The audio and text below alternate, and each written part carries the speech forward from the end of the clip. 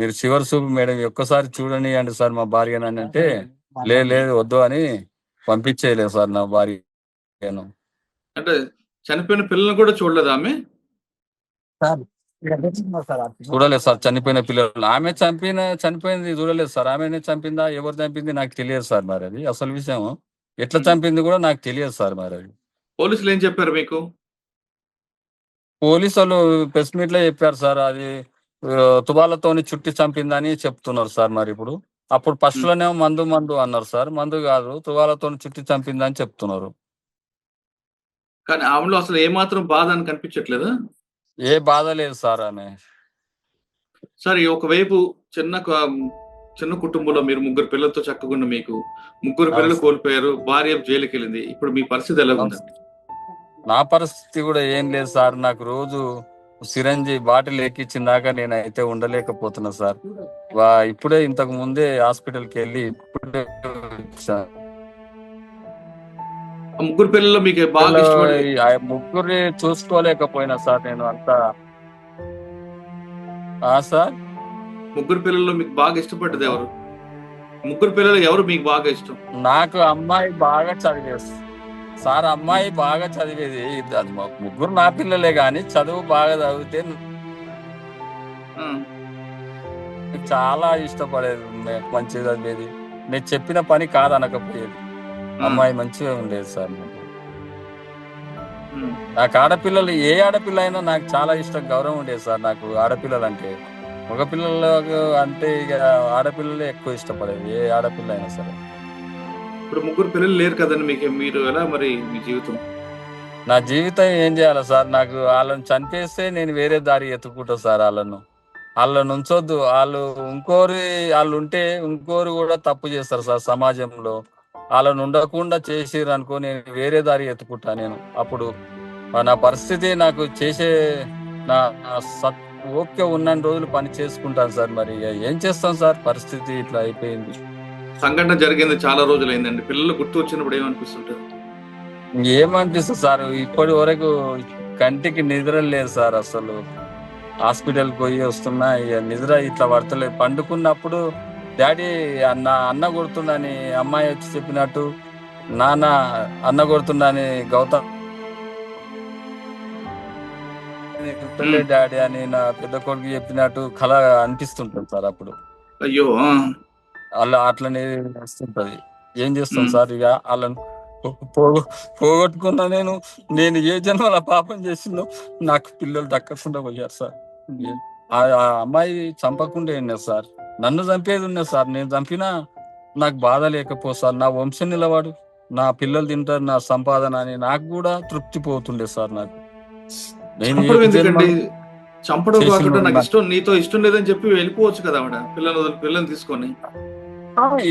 వెళ్ళిపోయినా నేను నా ముగ్గురు పిల్లలు నన్ను మంచిగా బతికించుకుంటుండే సార్. 5th క్లాస్ చదివేటోళ్ళకి ల్యాప్టాప్ తెచ్చిచ్చిన సార్ నేను నా పిల్లలకు. నేను పిల్లలకి ఏనాడు తక్కువ లేదు సార్. నేను సాయంత్రం డ్యూటీ దిగి వచ్చేటప్పుడు ఇంటికి ఏదో ఒక పండు ఏదో ఒకటి తీసుకొని వచ్చేది సార్. నా పెద్ద అబ్బాయి అయితే అన్ని పుచ్చకాలేదే అంటుండేది. మా చిన్న అబ్బాయి ఏమో నాకు అరటి పండ్లు అని మా చిన్న అబ్బాయి చెప్తుండేది. మా అమ్మాయి ఏమో దోశదే అని చెప్తుండేది. నేను ఏదో ఒకటి పట్టుకొని ఐటెం తెచ్చి నా పిల్లలకి ఇస్తుంటా సార్. నేను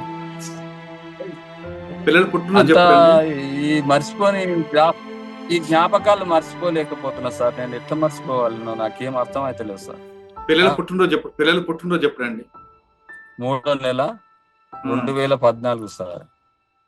సార్ పెద్ద ఆయన 2014లో సార్. 25 3వ నెల 2014. మధుపియా జూలై 17 సార్. 2015 సార్. చెన్నై గారు, మీ ఆస్తి కూడా పేపర్లో కూడా మీ ఆస్తి 2017 సార్.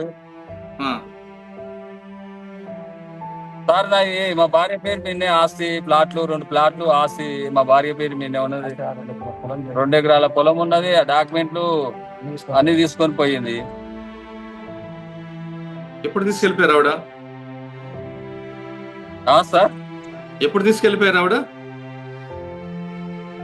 ఎప్పుడు తీసుకెళ్ళింది తెలియదు సార్ నాకు.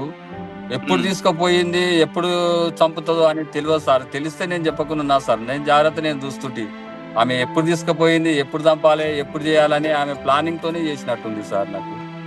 సార్ ఇప్పుడు మీ భార్య తప్పు చేసింది, జైలుకి వెళ్ళారు ఆవిడ. మీరు ఇప్పటికైనా ఆమె క్షమిస్తారా, లేదు క్షమించరా? సార్ ఎందుకు సార్ ఉంది సార్ ఆడ ఆ? ఎవరు తప్పు చెయ్యదు.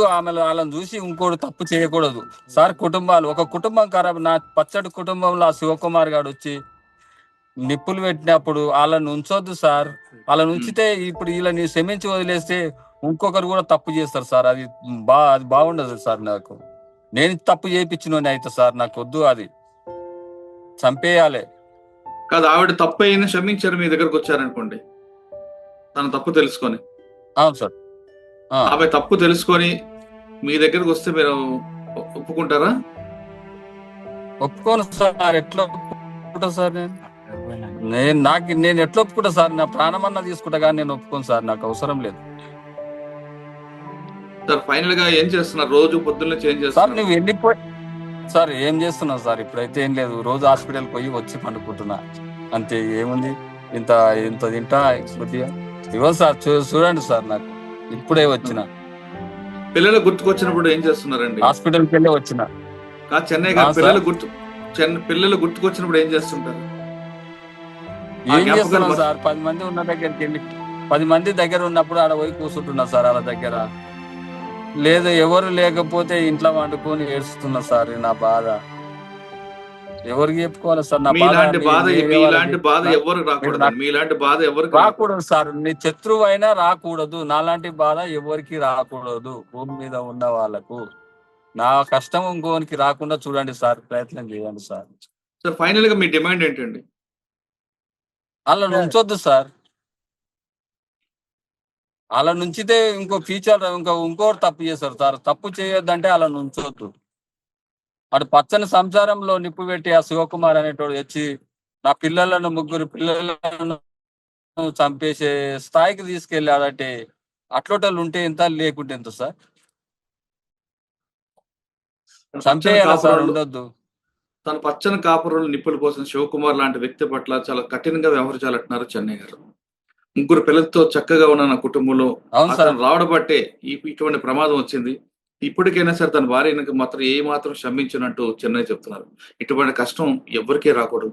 సాధారణంగా తల్లి దగ్గర ఉన్నామంటే చాలా సేఫ్ గా ఉన్నాం, భద్రతగా ఉన్నాం అనుకుంటాం, కానీ ఇటువంటి తల్లులు కూడా ఉంటారా అనేది ఈ లోకంలో మనం రచిత లాంటి వాళ్ళు చూస్తే కనిపిస్తుంది.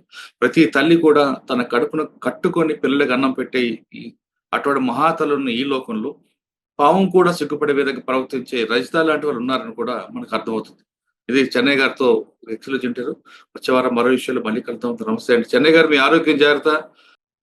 సరే సార్.